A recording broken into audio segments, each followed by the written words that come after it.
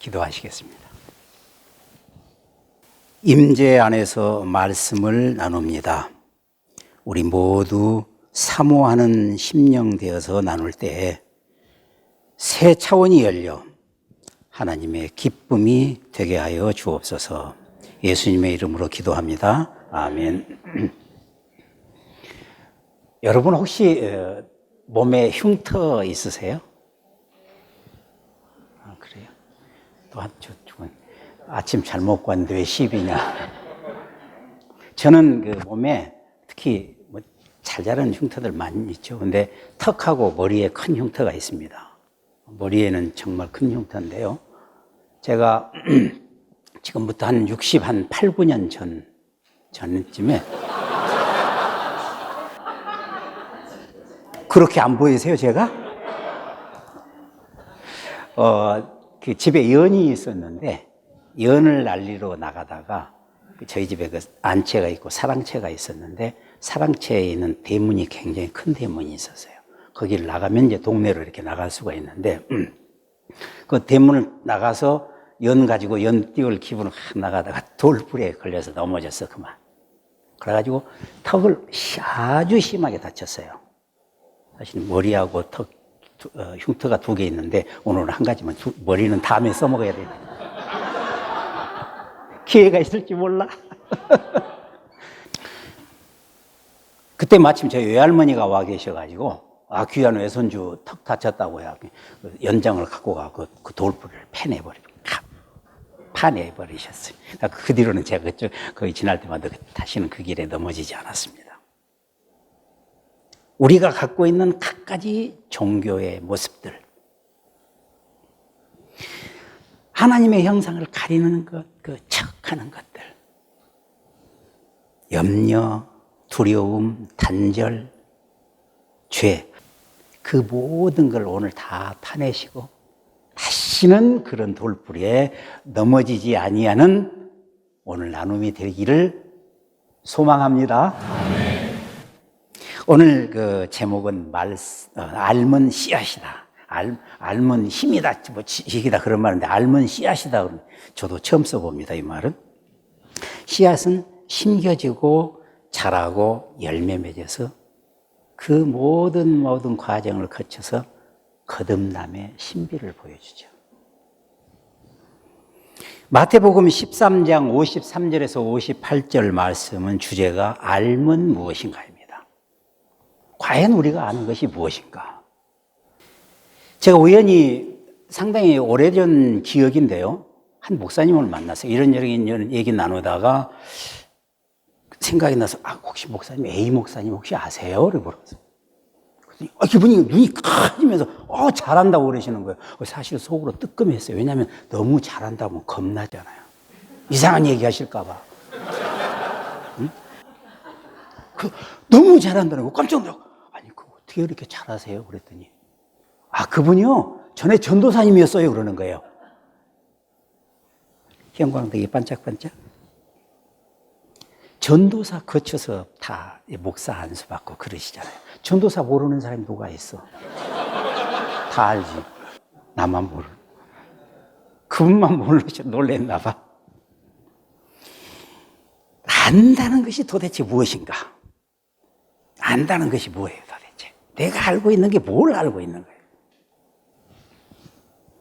함께 나눠보기를 원합니다. 마태복음 11장에서부터 십자가의 길이 이렇게 계시가 돼요. 계시는 열려서 보여주는 거. 예수님께서 많은 이적과 기적과 그 가르침을 행했음에도 불구하고 돌이키지 않았던 갈릴리 호수 주변의 마을들. 화 있을진저 했던 갈릴리 북쪽에 그 고라신, 북쪽에 있어요. 호수가 이렇게 있는데 베드로, 안드레, 빌립의 고향이고 맹인을 고쳤던 북동쪽에 있는 벳세다. 예수님의 사역의 본거지 중심지였던 북서쪽에 있는 가버나움.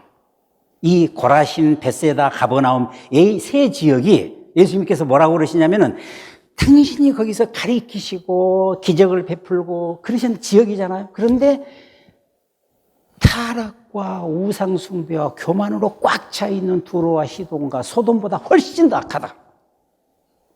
그 그것보다 더 악하다는 거 이것이. 자기가 가르치고 말씀 가르쳤던 그것이. 왜 그래요? 왜 악하다고 그러셨어요? 우리 아이들 기르면서 좀 마음이 아플 때잖아요. 마음이 안 들 때. 야, 좀 말 좀 들어라 그러잖아요. 그러면은 알아서 해요. 내가 다 안다니까요. 내가 안다고 하니까 악한 거예요. 그 안다는 교만 때문에 넘어지게 하고 은혜를 가리니까 훨씬 더 악하다고 예수님이 말씀하시죠. 예수님께서 옳소이다. 십자가가 아버지의 뜻입니다. 이것을 지혜롭고 슬기로운 자들에게는, 지혜롭고 슬기로운 자가 누굽니까? 안다고 교만 떠는 사람들, 종교 지도자들, 바리새인들, 율법학자들, 지혜롭고 슬기로운 자들에게는 감추시고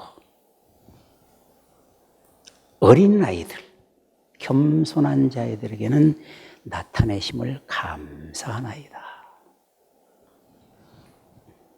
이들이 종교적으로 어떻게 하는지 모르겠지만은 하나님의 계시는 겸손한 자에게 열리지 않겠습니까? 우리 구조를 보겠습니다. 13장은 천국 비밀, 여러 차례 나눴으니까 조금 빨리 지나가겠습니다. 천국 비밀이죠. 생명의 빅뱅. 하나님께서 자신의 생명을 우리에게 주셨어요. 그저 그냥 뭐 어디 가서 찔끔찔끔 얻어먹고 살라고 주신 게 아니고 차원의 전환.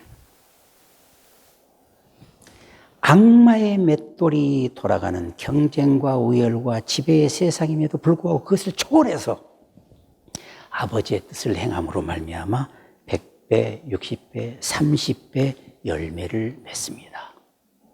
내가 온 것은 양으로 생명을 얻게 하고 더 풍성하게 얻게 하림이라. 양쪽 날개가 있어요.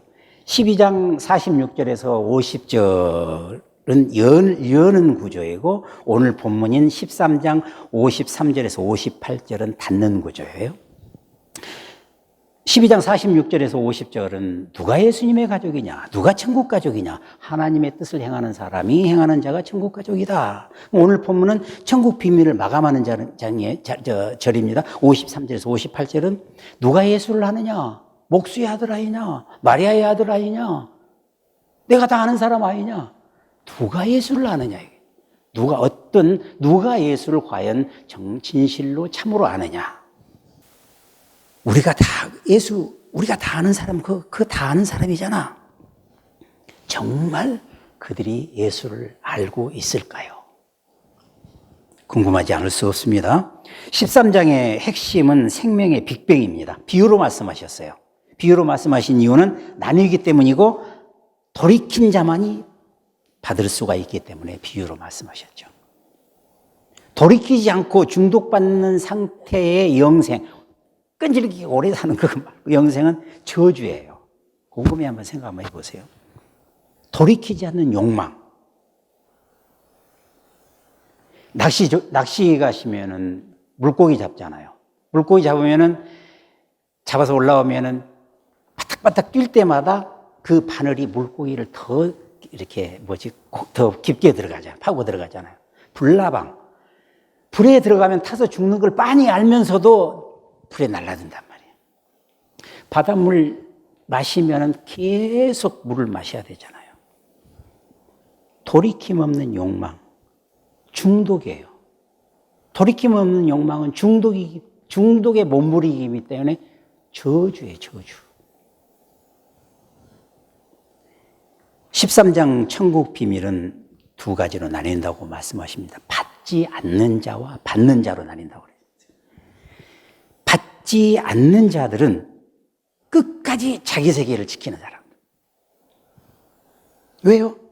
내가 알기 때문에. 내가 아는데 뭘. 자기 알을 절대화시키는 사람들. 이따 뒤에서 보겠습니다. 예수님은 세 가지를 말씀하세요. 길가에 씨가 떨어졌어. 새가 와서 쪼아 먹어. 몰라. 쪼아 먹는지, 쪼아 먹지, 어떻게 하는지, 무관심.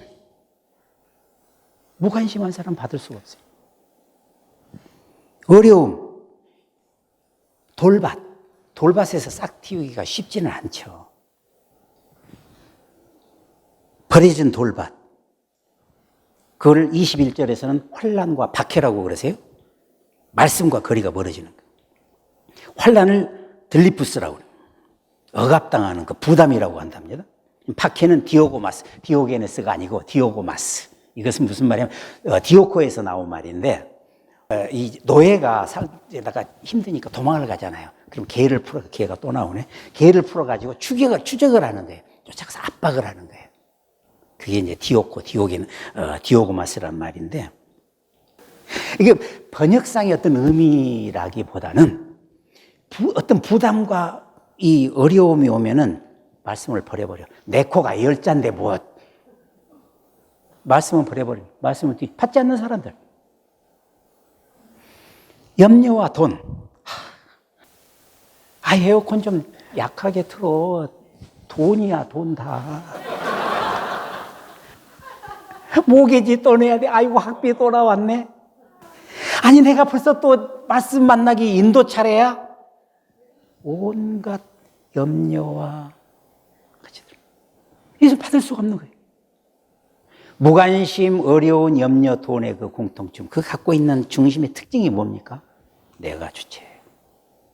내가 주체라는 거예요.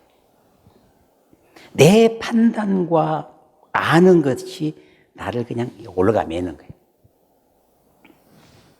따라서 받지 않는 사람들은 돌이키면 되는데 돌이킬까 두려워서. 왜? 내가 알고 있는 게 깨지면 큰일 나거든. 그러니까 돌이키자. 그 결론이 가라지. 가라지 두 가지 특징이 있다고 그랬었죠. 넘어지거나 불법을 행하는. 마음대로 하는. 넘어지는 거. 아니, 거짓에 넘어지지 진리에 우리가 넘어집니까? 죄에 넘어지고 불법에 넘어지는 이 가라지를 풀목불에 던져라. 던져버려라. 거기서 슬피 울며 이를 갈리라. 받는 사람들은 어떤 사람? 지난주 우리 이경천 성도님이 너무 잘 나누어 주셔서 그래서 쉬어가지고 주인의 잔치에 참여하는 사람, 하나 되는 거, 한 가족 되는 거, 받는 사람들이에요. 천국 잔치에 참여하는 거. 받는 자들의 핵심이 뭐예요?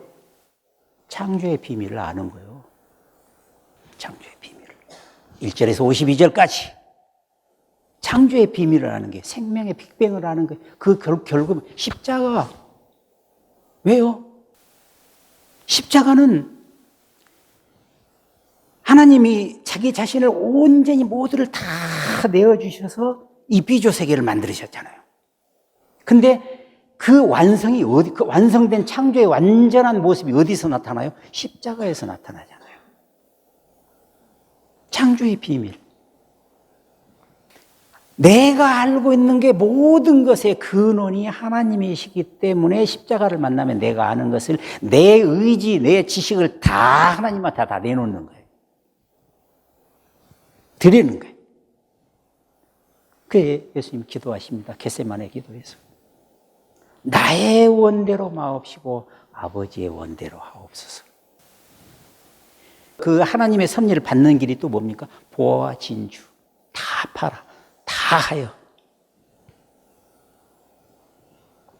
억지로 하는 것이 아닙니다. 부분적으로 하는 게 아니죠. 생수의 강이 터져나오는. 사실 이게 별로 이렇게 실감이 안 났어요. 근데 손주가 생기니까 알겠더라고. 와, 다 하여. 그게 다 하여가 뭔가 아니 사랑이더라고요. 그게 사랑이더라고요. 다 하여는 사랑이에요. 적당히 부분적으로 조금 찔끔찔끔 하는 게 아니에요. 다 하여 보화 진주를 사는 거예요. 그래서 받는 사람들은 뭐예요? 자기 아버지 나라에서 해와 같이 빛나리라. 본문으로 들어가겠습니다. 누가 예수를 아는가? 누가 예수를 아는가? 본문 아까 말씀드렸다시피 53절에서 58절 열고 닫는 구조라고 그랬어요. 12장 46절에서 50절까지 누가 천국 가족이냐? 하나님의 뜻대로 행하는 사람이 천국 가족입니다. 그러니까 천국 비밀을 열어주셨어요. 1절에서 52절까지. 그리고 53절에 왔는데 누가 예수를 아느냐? 겨우 아는 게 혈육으로만 알아. 마리아의 아들, 목수의 아들, 혈육으로만 아는 거예요. 하나님이 우리한테 주시는 지혜와 능력은 그 하나님의 섭리는 찾지도 이미 하나님의 섭리를 1절에서 52절까지 보여주셨잖아요. 근데 그건 모르고 혈육으로만 겉으로만 아는 거야. 예수님이 아니구나. 고향 나사렛을 떠나가신 닫는 구조, 열고 닫는 구조로 되어 있는 거예요. 대칭 구조로 되어 있어요. 53절에 보면은 비유의 말씀을 다 마치신 후에 예수님이 고향에 오셨어요. 근데 제가 그런 심정으로 한번 받았어요. 왜냐하면 제 마음에 예수님이 심정이 그때 오셨을 때 심정이 어땠을까? 그랬을 것 같아요. 이 안타까운 고향 사람들 내가 가서 하나라도 가르쳐주고 천국 비밀을 열어줘야 되겠다. 생명의 빅뱅이 뭔지를 좀 가르쳐야 되겠다. 그런 심정으로 오시지 않았겠어요? 그런데 58절에서 믿지도 않고 받지도 않네, 이 사람들이. 그 심정이 어떠시겠어요? 아이고, 아니구나. 틀렸구나. 내가 니들한테 말해봐야 입만 아프겠구나. 그저 달라는 게 돈이나 달라고 그러고 먹고 사는 거나 달라고 그러고 그냥 뭐 어떻게 뭐 좀 얻어먹을 거나 그러나 생각하고 있지. 이거 아니구나. 나사렛을 떠나시는 거예요. 가시는 거예요. 오로지 혈육과 생존의 관점에서만 바라보는 종교인들. 참된 영적 깨달음, 섭리의 비밀은 구하지 않아요. 섭리의 비밀은 아까 말씀드린 대로 생명의 비밀, 십자가잖아요. 십자가는 뭐예요? 나눔과 희생. 십자가. 섭리의 비밀이죠. 54절, 57절, 고향 사람들. 예수님의 지혜와 능력을 보고 놀랍니다. 눈치는 빨라요. 딱 보니까 예사롭지가 않거든. 놀래. 2번씩이나 놀래잖아요. 어디서 났느냐? 어디서 났느냐? 그러잖아요. 2번씩이나 놀래. 눈치는 빠르니까 아는 거야. 나하고 구슬치기하고 딱지치기하고 놀았다고 마리아의 아들이고 목수의 아들이라는 것만은 분명히 알겠는데 뭐가 있는 거야. 다른 차원의 지혜와 능력임에도 고향 사람들은 여전히 배척을 합니다. 여러분, 성도님들, 고든 길은 굽어 보여요. 무슨 소리야? 고든 길은 그냥 고든 길이죠. 고든 길이 왜 굽어 보여? 마치 이런 거예요. 누가 진실을 다해서 마음에 있는 얘기를 그대로 한단 말이에요. 그러면 겉으로는 그래. 그렇구나. 예수님이 말씀하시니까 지혜와 능력이 분명히 있는 말씀이야. 그렇지. 근데 먹을 거 좀 돈을 좀 주셔야지. 진실을 얘기를 해요. 그러면 우리들은 이렇게 맞아. 그렇죠. 그런데 어떻게 해요? 고개를 살짝 돌리면서 근데 그 속에 가시가 있을 거야. 뭔가 있을 거야. 고든 길은 굽어 보이는 거예요. 사람의 눈에는 하나님의 길이 불합리해, 답답해 보여. 멀리 돌아가는 길처럼 보여. 이 지름길을 두고. 실상은 그 길이 바른 길이고 참된 길이고 참 슬픈 역설이 여기에 있습니다. 만약에 말이죠. 만약에 예수님이 헤롯 건설의 총책임자로 오셨어. 그 자리에 예수님이 총책임자로 오셨어. 왔다지 이거. 이제 생겼어. 뭔가 좀 먹고 살게 생겼어. 고향 사람들한테는 돈벌이가 되니까. 근데 오셔가지고 뭐 길가에다 씨를 뿌려라. 뭐 돌밭에다 씨를 가시던 불에다 씨를 뿌리고 씨를 뿌렸는데 가라지가 또 같이 자라네. 그럼 가라지를 뽑을까요 말까요? 그러니까 혁이가 딱 오더니 내 키가 만큼 자랄 때까지 그대로 두어라 해도 이러시네. 뽑을 수도 없네. 우리 살아가는 그 무의식적인 바탕 그 뿌리에는 뭐가 있습니까? 돈이 있죠. 사실 하나님을 사랑하고 믿는다는 것은 그렇게 쉬운 일은 아니에요. 지난주 우리 주보 광고 하셨잖아요. 하나님 믿는 거 어려운 일이라고. 쉬우면 다 믿지. 하나님을 믿고 사랑한다는 것 쉬운 일은 아니죠. 저도 어려워요. 실제로는 하나님을 배척하고 싹 가리면서 그냥 잘 먹고 잘 살고 힘이 되는 돈을 원하죠. 근데 돈의 노예가 되는 거예요, 결국에는. 2100년 전에요. 사마천의 사기 여러분들 다 아실 겁니다. 사마천의 사기에 보면은 2100년 전이니까 지금 우리 2025년이잖아요. 그러니까 거의 비슷한 시기잖아요. 놀라운 일이에요. 예수님 당시에 그 사마천의 사기가 쓰여졌으니까. 10배가 많으면은 이렇게 몸을 낮춘대요. 100배가 많으면 두려워한대요. 1000배가 많으면은 조금 가서 얻어먹으려고 가서 일해. 직장에 가서. 10,000배가 많잖아요. 그러면은 포기. 그냥 노예로 가는 거야. 나는 없어. 그냥 노예로 가는 거예요. 만몬의 종이 되는 거예요. 근데 그 잘한다는 그 돈 갖고 뭐 해요? 척. 여러분 삼척이 뭔지 아세요? 응? 가진 척, 경제, 아는 척, 정치. 가진 척, 아는 척 갖고 뭐예요? 잘난 척, 종교. 가진 척, 아는 척, 잘난 척 갖고 결국은 뭐예요? 판단 정죄하죠. 판단 정죄. 인애와 국률은 찾아볼 수가 없어요. 저 큰 태산은 한 줌 흙을 거부하지 않았어요. 저 도도하게 흐르는 저 큰 강물은 한 줄기 물줄기를 그런 물줄기를 다 받아들여서 큰 강이 된 거예요. 한 줌 흙이 없으면 어떻게 태산이 되었으며 절절절 흐르는 시냇물이 없으면 어떻게 큰 강물이 되었습니까? 그런데 우리가 어쩌자고 판단 정죄를 하는 것입니까? 요한계시록 12장 13장에 보면은 세 가지 얘기해요. 정치, 경제, 종교. 요한계시록 12장 13장. 정치, 경제, 이 종교가 세상을 온통 거짓으로 몰아낸다는 게 12장 13장이에요. 우리 잘 아는 인류 역사의 가장 참혹한 전쟁, 십자군의 전쟁, 200년간 사상자가 900만 명 정도 된다고 그래요. 종교라는 이름으로 전쟁을 한 거예요. 십자군의 전쟁. 십자가의 이름으로. 우리 잘 보셔야 돼요. 잘 보셔야 돼요. 뭘 잘 봐야 되느냐? 우리가 갖고 있는 권력, 부, 명예, 문 밖에 있는 발자국 같은 거예요. 오늘 교회 예배당에 들어오시면서 문 열고 문 밖에 발자국 돌아보세요. 발자국 보이세요?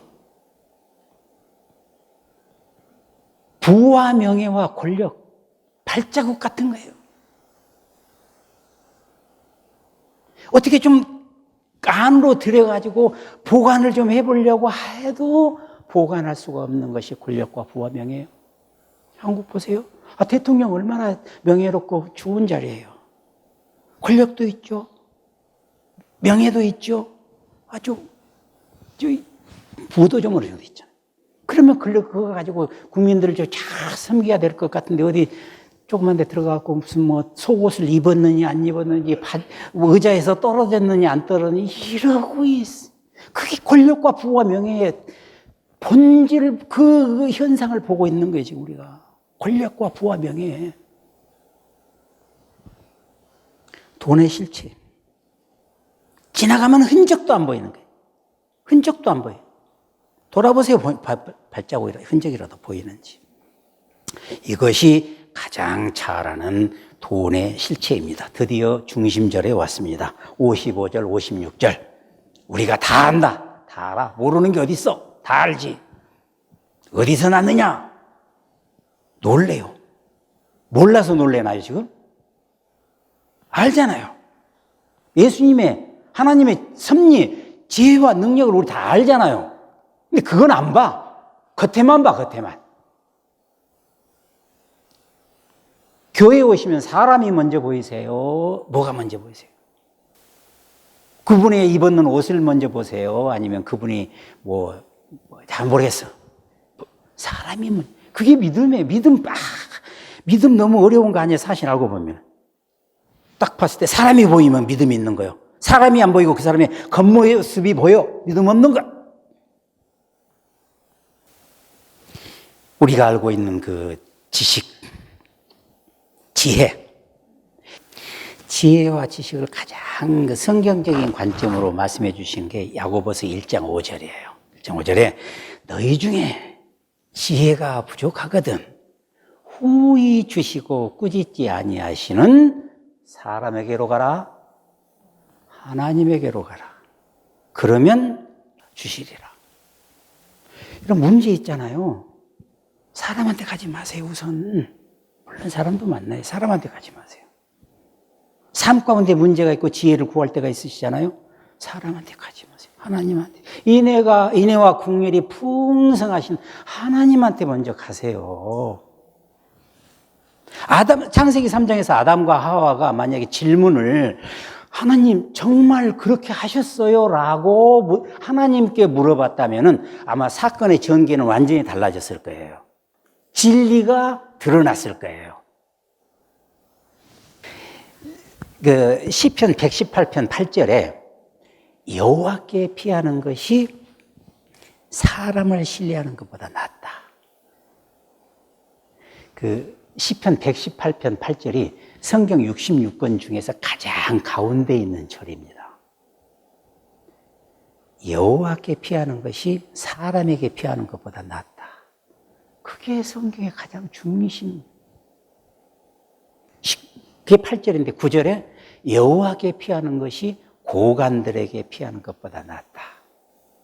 고관들이 누구예요? 권세자들, 척하는 사람들, 부와 명예와 권력 가진 사람들, 그게 피하는 것보다 더 낫다. 하나님께 먼저 가십시오. 여러분 몸이 아프세요? 우리 조명아 성도님 계시니까 조금 잘 보여야 돼. 몸이 아프시면 하나 약국. 삶이 아프세요? 하나님께. 종교를 종교에 아는 것을 권력화시키고 세력화시켜가지고 이 신앙을 종교가 딱 올가맸어. 그에 해당되는 작품을 소개하겠습니다. 목숨을 걸고 자기 아는 것을 지켜야 했던 절대화된 종교. 그 종교의 얼굴을 보여주는 것이 1980년에 나왔던 움베르토 에코의 장미의 이름입니다. 40여 개국에서 한 5천만 부가 팔렸대요. 많이 팔렸죠. 움베르토 에코. 그 에코가 ECO예요. 이름이 라스트네임인데, 근데 그 자기 할아버지한테 받은 이름이라고 그래. 천재예요. 움베르토 에코, 천재. 움베르토 에코가 무슨 얘기를 하냐면은, 작가는 자기 작품이 다 완성되고 끝난 다음에는 자기가 주석을 달거나 아는 체를 해서는 안 된다는 거예요. 그러면 나머지는 온전히 독자들의 몫이라는 거예요. 그래서 작가는 자기 작품을 다 완성하고 나면 작가는 죽어야 된다는 거예요. 죽는다 그냥 사망한다는 것은 아니고. 그도 그럴 것이 장미의 이름이라는 이 추리소설에는 장미라는 이름이 딱 한 구절 나옵니다. 그게 장미의 이름이 두 권으로 되어 있는 굉장히 두꺼운 책이네요. 910여 페이지 된다고 그래요. 근데 딱 한 구절 나와요. 뭐라고 나오냐면은, 지난날의 장미는 이제 그 이름뿐, 우리에게 남은 것은 그 덧없는 이름뿐. 그리고 사람들이 이상하잖아요. 아니, 물어본 거예요. 아니, 이거하고 장미의 이름하고 이 추리소설의 내용하고 무슨 연관이 있느냐? 언급을 안 하는 거예요. 움베르토 에코는. 온전히 당신들 몫이다. 독자들 몫이다. 그래서 이 얘기를 하는 거예요. 그런데 우리가 여기서 금방 캐치할 수 있는 건 한 가지가 있어요. 우리에게 남은 거죠. 우리에게 남은 거. 결국은 움베르토 에코는 우리한테 뭘 주셨어요? 진리를 주신 거예요. 진리. 하나님의 진리를 우리한테 주신 거예요. 제 해석도 여기 물론 포함이 되어 있습니다. 제 생각도 오롯이 그 해석이나 그런 것은 독자들 몫인데 굳이 제가 좀 사족을 붙인다면은 진리를 말하고 싶었던 거 아니겠느냐. 이미 우리가 봤기 때문에 작품의 주제를 나누도록 하겠습니다. 작품의 주제는 종교적 아는 것을 절대화시킨 거예요. 그 다음에 종교가 하나님을 대적화시키는 종교의 모습을 보여줘요. 하나님을 죽이려고 하는 종교의 모습을 또 보여줍니다. 또 어제 나눴지만은 내가 아는 것 때문에 종교인들은 멸망한다고 그랬잖아요. 알므로 인해서 멸망하는 종교인의 모습을 또 보여줘요. 또 예수 그리스도의 십자가에 못 박는 종교의 모습을 또 보여주고 있어요. 너무나 선명하게 잘 보여주고 있어요. 그 소설의 내용이. 한마디로 얘기하면은 신앙을 권력화된 그 종교에다 딱 가둬버리는 거예요. 그리고 종교의 오름을 내세우는 거예요. 종교의 오름으로 그렇게 사람이 죽어가는데도 눈 하나 깜짝 안 하는 거예요. 종교의 오름 때문에. 십자군의 전쟁. 200년간의 인류 역사에서 가장 참혹한 십자군의 전쟁. 십자가라는 이름으로 사랑을 잃어버린 그 전쟁. 종교적 알을 절대화시킴으로써 하나님과 정반대되는 일이 일어나는 것을 보여주는 것이 이 장미의 이름이라는 추리소설입니다. 때는 14세기 1327년 루드비 황제와 요한 22세 교황이 한창 대립을 하고 있어요. 뭘로 대립했냐면 여러 가지 대립이 있지만 그중에 가장 주된 대립은 청빈 문제예요. 교회는 청렴결백해야 된다. 그런 문제 갖고 대립을 하고 있었던 때예요. 그런데 그 당시에 그 북이태리의 그 베네딕트 수도원, 그 수도원 당시에 세계에서 가장 많은 책을 보관하고 있던, 소장하고 있던 수도원인데 그 수도원에서 황제와 교황이 만나서 미팅을 하기로 되어 있었어요. 근데 교황 측의 준비위원으로 윌리엄이 자기 제자 아드소를 데리고 도착을 합니다. 도착을 해서 보니까 의문의 죽음이 계속 일어나고 있는 거예요. 이미 한 명이 죽었어. 근데 그날도 7일간, 장미의 이름은 7일간의 얘기를 소설로 한 건데 7일간 하면 떠오르는 거 있죠. 요한계시록. 도착해서 보니까 계속 그 죽음이 일어난 거예요. 근데 수도원장이 윌리엄한테 부탁을 해요. 이 죽음의 원인이 도대체 뭔지 모르겠다. 좀 조사를 해달라. 근데 그 윌리엄이 그 수사관 출신 수도사예요. 그러니까 그 수도원장은 그걸 아는 거죠. 알기 때문에 이걸 좀 조사를 해달라 이렇게 부탁을 해요. 그런데 알고 보니까 이 사망이 아니에요. 살인이에요, 사실은.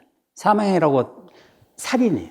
이 사망이 장서관, 그 도서관 때문에 일어나는 거예요, 알고 보니까. 이 수사관이니까 수사를 해보면 이렇게 알잖아요. 그 내용은 책에다가 책의 페이지마다 이 맹인의 노수사 호르헤가 독약을 묻혀놨어요. 책이 두껍고 그러기 때문에 책장을 이렇게 넘기려면은 손가락에 침을 묻히고 책장을 넘겨야 되잖아요. 근데 책에다가 독약을 묻혀놨기 때문에 그때마다 독이 내 몸으로 들어가니까 죽어나가는 거예요. 여기에서 호르헤와 윌리엄이 우리한테 보여주는 것이 있죠. 그 호르헤가 웃어서는 안 된다. 종교는 늘 심각해야 된다. 경건해야 된다. 만들어진 종교, 권력화된 종교, 그 진지함을 우리는 늘 지켜야 된다. 그것이 무너지면은 우리의 내면도 다 무너지는 것이다. 이게 주장하는 거예요. 영상을 보시겠습니다. 첫 번째 영상의 내용은 첫 번째 필사, 성경을 적는 사람이에요. 성경을 적는 사람이 있는데 사파가 아까 보셨죠? 사파가 그려져 있어요. 근데 사파가 종교를 비하하는 우스꽝스러운 사파예요. 이 작가의 의도가 보이죠? 종교하고 연결시켜서 종교를 비하하는 거. 그걸 보고 근데 쥐가 한 마리 나오니까 깜짝 놀라니까 깔깔깔깔 다 웃는단 말이에요. 그러니까 그때에 그 맹인 수도사 호르헤가 나타나고 지팡이를 들고 지팡이로 꽝 치면서 웃으면 안 된다. 웃음은 불건강한 것이다. 그러면서 거기서 아리스토텔레스의 책이 이렇게 나오는데 그 책은 다 없애버렸어요. 마지막 한 권 남은 책에다가 독을 묻혀놓은 거예요. 독살하려고. 그러니까 그 책을 봐서는 안 돼. 이제 다른 사람, 그런 책은 안 쓰여졌어. 존재하지 않는다. 이래 호르헤가. 이것은 호르헤가 얘기하는 그 자체는 단순히 웃음의 문제를 얘기하는 것은 아니에요. 종교적인 확신에다가 우리의 신앙을 끼워 맞춘 거예요. 그러니까 살아계신 하나님과 그 사람 사이의 그 인격적인 관계, 그게 어떤 뭐 제도나 규칙이나 억압이나 무슨 뭐 형식 그런 걸로 다 바뀌어가지고 바뀐 그런 종교의 모습을 보여주고 있는 거예요. 그러면서 왜 그렇죠? 왜 그런 모습을 보여주는 거예요? 내가 다 아는 거예요. 내가 다 안다. 호르헤가 자기가 종교적으로 알고 있는 것을 목숨을 걸고 지켜야 돼요. 이 작품에 나오는 한 부분을 같이 읽어드리도록 하겠습니다. 적 그리스도는 하나님이나 진리에 대한 지나친 확신에서 나오는 것이다. 성자 중에서 이단자가 나오고 선견자 중에서 신들린 무당이 나오듯이 아드소 제자지요. 아드소 진리를 위해서 죽을 수 있는 자를 경계하여라. 진리를 위해 죽을 수 있는 자는 대체로 많은 사람을 저와 함께 죽게 하거나 때로는 저보다 먼저 때로는 저 대신 죽게 하는 법이다. 호르헤가 능히 악마의 대리자로서 할 수 있었던 것은 저 나름의 진리에 지나치게 집착한 나머지 허위로 여겨지는 것과 몸바쳐 싸울 각오가 되어 있었기 때문이다. 호르헤가 아리스토텔레스의 서책은 가상의 책이에요. 이 추리소설에 나오는 실제 있는 책은 아닙니다. 이 희극에 관한 시학이 제2권이라고 하는데 가상의 책입니다. 서책을 두려워한 것은 이 책이 능히 모든 사람의 얼굴을 일그러뜨려서 스스로 확신의 노예가 되지 않게 해줄 수 있어 보였기 때문이다. 무슨 말이냐면은 이 책을 읽었다가는 하나님의 경건함에 이렇게 붙들림을 받아야 되는데 그렇게 하지 않고 우리의 자세가 흐트러질 수 있다. 그런 말씀이에요. 인류를 사랑하는 사람이 할 일은 사람들로 하여금 웃게 하는 것일 듯 하구나. 진리에 대한 자기 집착에서 우리가 자신을 해방시키는 일, 이것이야말로 우리가 쫓아야 할 궁극적인 진리가 아니겠느냐. 자, 두 번째 영상을 보시겠습니다. 드디어 이 수도원이 누구나 함부로 접근할 수 없도록 아주 어렵게 설계를 해가지고 누구나 들어갈 수가 없어요. 근데 이 윌리엄이 수사관이잖아요. 그러니까 그 길을 찾아내가지고 누구도 함부로 들어갈 수 없는 걸 그래 들어가는 게 서고에 가서 보니까 윌리엄과 아드소가 이렇게 들어가서 보니까 그 밀실 가장 깊은 곳에 호르헤가 그 눈먼 수도사 호르헤가 딱 있는 거예요. 근데 호르헤는 윌리엄이 올 걸 알고 있어요. 왜요? 수사망이 계속 좁혀오고 있거든. 그러니까 윌리엄이 올 걸 알고 있었던 거예요. 그러니까 알고 호르헤가 윌리엄과 아드소를 죽이려고 책을 딱 내주잖아요. 읽어봐라. 네가 뭐를 같으면 아드소라 그런 데가 뭐 아까 나오죠? 내가 이겼다. 왜 이겼다고 그래요? 모를 줄 알았는데 다 알고 왔잖아요. 그러면서 책을 딱 이렇게 넘겨주니까 읽어봐라. 그러니까 윌리엄이 장갑을 끼고 있잖아요. 그러니까 윌리엄이 이러죠.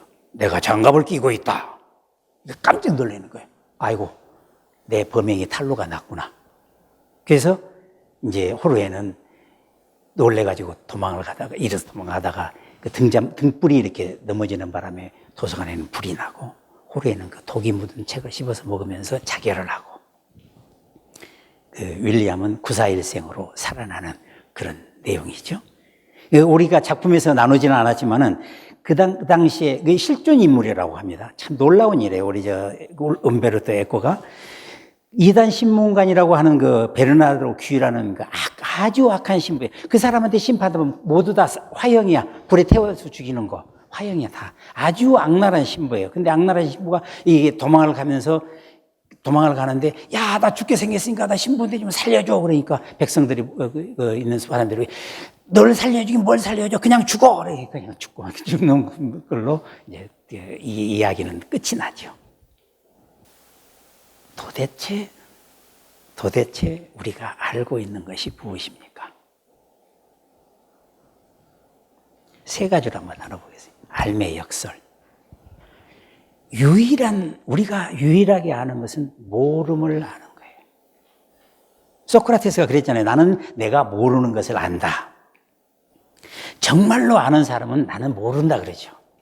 정말로 아는 사람은. 그 진정한 알매의 지혜는 내 스스로 한계를 알아차리는 거예요. 딱따구리야, 딱따구리야. 그 나무 그만 쪼아라. 딱따구리가 1초에 15번에서 20번씩 그 나무를 쪼은대요. 그러니까 아무리 큰 나무라도 쪼으면은 구멍이 크게. 딱따구리야, 딱따구리야. 그 나무 제발 나무 그만 좀 쪼아라.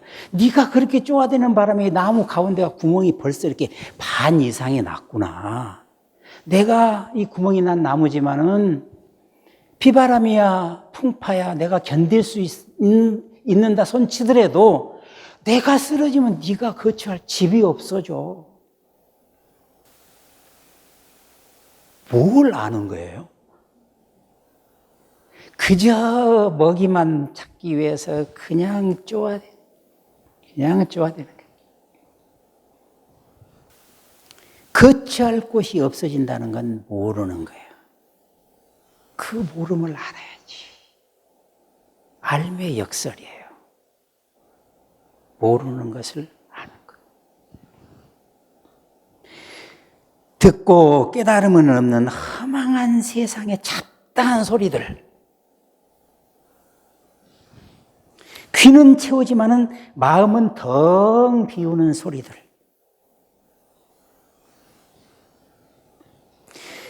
그러나 하나님의 말씀은 좋은 땅에 떨어져 100배, 60배, 30배의 열매를 맺습니다.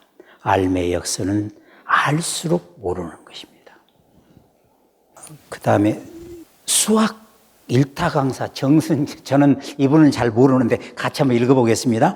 열심히 했는데도 안 된다고들 하는데 그건 안다고 착각했을 뿐 깊이 파고들면 모르는 사람들이다.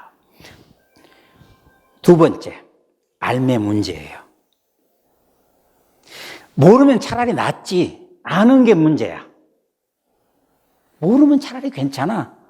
이게 조금 아는 게 문제야. 그거 갖고 왜 선악과적으로만 아는 게 척하는 거야. 그래갖고 뭐래요? 나를 만드는 거지. 나 만들어. 보이게 하는 거예요. 그 아는 것 같고. 내가 아는 것으로 나를 만들면요. 무너질 바벨탑이 되고 맙니다. 스스로 안다고 할 때 내 선악과에 탁 갇혀버리는 거예요.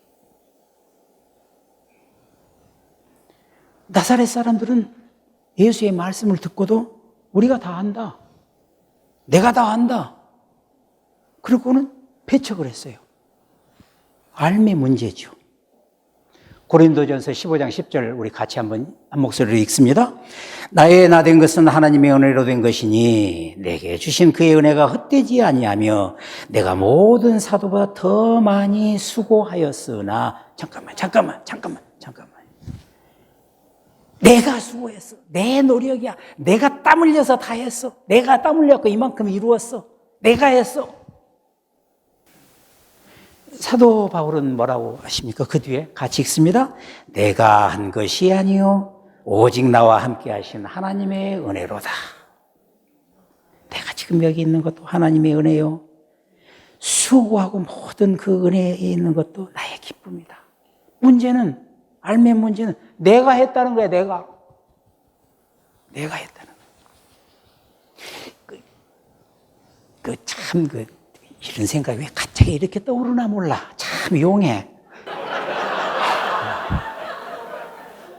우리 그러잖아요. 나 할 만큼 했어. 나 할 만큼 했다고.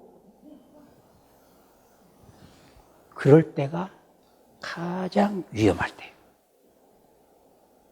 내가 할 만큼 했다고 할 때가 가장 위험한 때예요.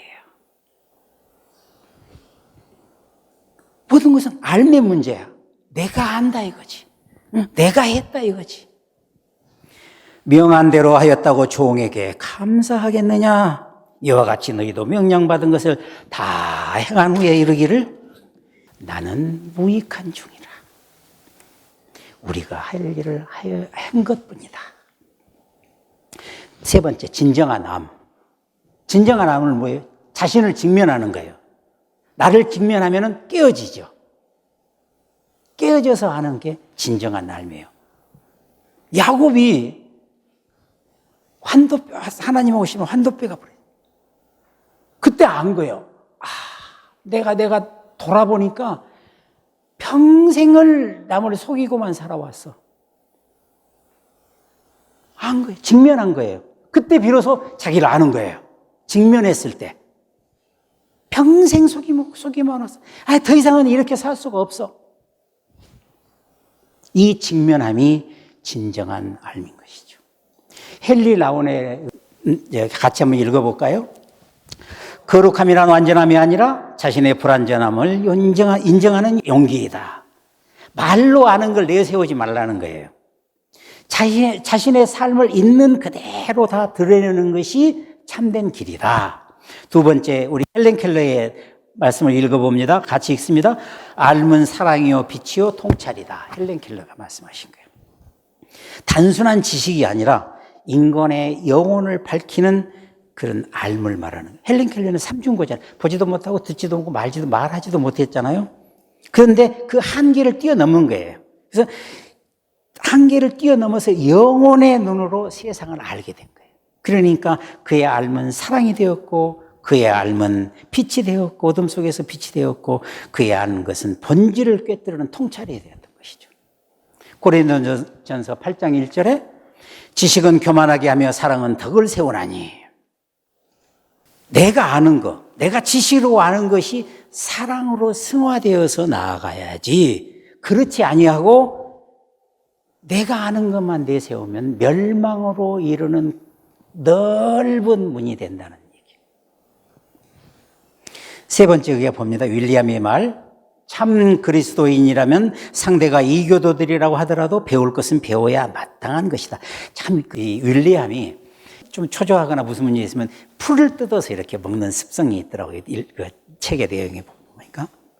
근데 이 말도 그 아드소가 제자가 물어보니까 풀잎을 뜯어 먹으면서 이 얘기를 하는 게 참 그리스도인이라면 상대가 이교도들이라 하더라도 배워야 할 것은 배워야 하는 것이다. 신앙이 이 종교 속에 권력화된 종교 속에 이렇게 갇혀버리는 것이 아니라 그것을 초월해가지고 하나님의 빅뱅 세계로 나아가야 된다. 그런 말을 지금 하고 있는 것이죠. 자, 여기까지 왔습니다. 여러분들 오늘 그 나눔 가운데 경천동지할 내용이 있었습니까? 무슨 말이야? 하늘이 놀래고 땅이 흔들리는 내용이 있었어요? 없었으면 처음부터 다시. 우리 한번 돌아보자고요. 한번 돌아봐요. 한번 생각해봐요. 내가 안다는 게 뭐예요? 내가 안다는 게. 일렁이는 물이 출렁출렁해. 일렁이는 버릇이 있는 물은 바다에 이르르면 잔잔해집니다. 작은 물줄기는 요동을 채 흔들려요. 은혜의 바다에 나가면은 비로소 고요와 참 평안을 얻습니다. 수고하고 무거운 짐진 자들아 다 내게로 오라. 내가 너희를 쉬게 하리라. 우리의 삶을 하나님 앞에 다 내려놓고 무릎 꿇고 또 돌이킬 때 흔들리던 영혼은 잔잔함을 얻습니다. 그러므로 우리의 삶은 씨앗이 되어서 심겨지고 자라고 열매를 맺어서 생명이 되고 빛이 되고 길이 되는 열매 풍성한 삶. 우리 모두 한 가족 되어서 해와 같이 빛나는 삶이 되시기를 주님의 이름으로 축원합니다. 말씀을 생각하시면서 기도하시겠습니다.